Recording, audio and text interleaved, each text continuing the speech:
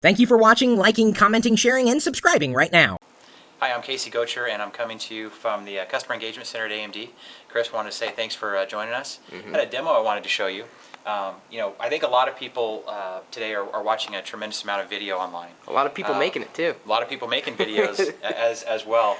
Last I heard, YouTube was seeing something along the lines of 1.2 billion downloads a day.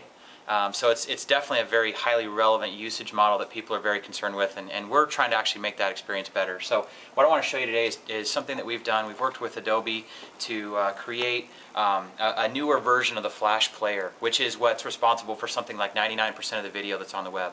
And what we're going to be able to do with this new Adobe Flash 10.1 is we can use our GPU hardware acceleration.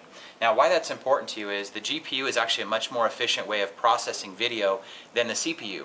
Other video forms have started to use the GPU over the years, but Flash has always been very CPU centric.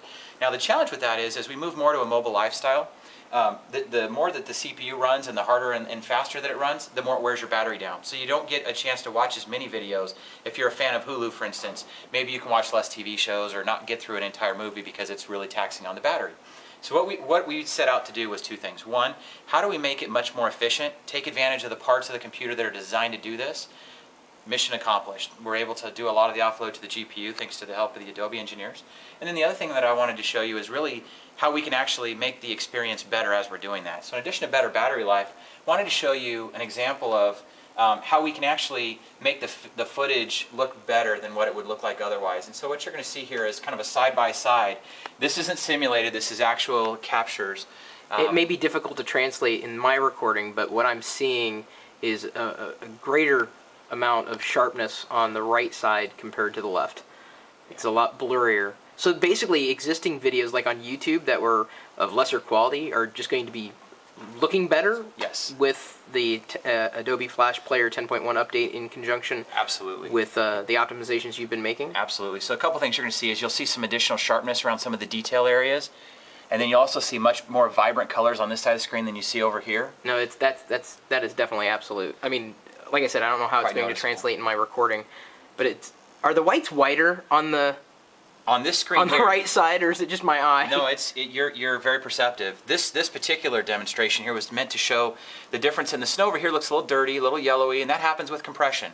When you upload it and it gets transcoded, that happens. What we've done is we've actually taken our GPU horsepower and applied that to fixing the problem and putting the color back to the way you would expect it to look. And that's a feature called brighter whites that's enabled in our on our new DirectX 11 capable Radeon cards. Okay, so now in those specific optimizations, will they be available on all of the Vision systems? So the sharpness, the digital vibrance, all that good stuff you saw in the first couple demonstrations available on all of our Vision based systems. It's also available with any of our Radeon based cards if you've actually built your own system and added a Radeon card to it. The last scene you saw with the skiing where you saw the snow looking much better on one side than the other, that's going to be on any of our new DX11 based Radeon cards like the 5870, 5770, etc. So we'll see this then when 10.1 is out of beta. And if you'd like to try it, you can actually go to Adobe's website and download the beta of 10.1. Go to AMD.com, get the latest video driver to make sure we can enable that for you. So it's a setting that you would toggle? Yeah, it's a toggle. It's a setting in the driver, and you just have to turn that on, and we take care of it for you. Very nice. Thank you.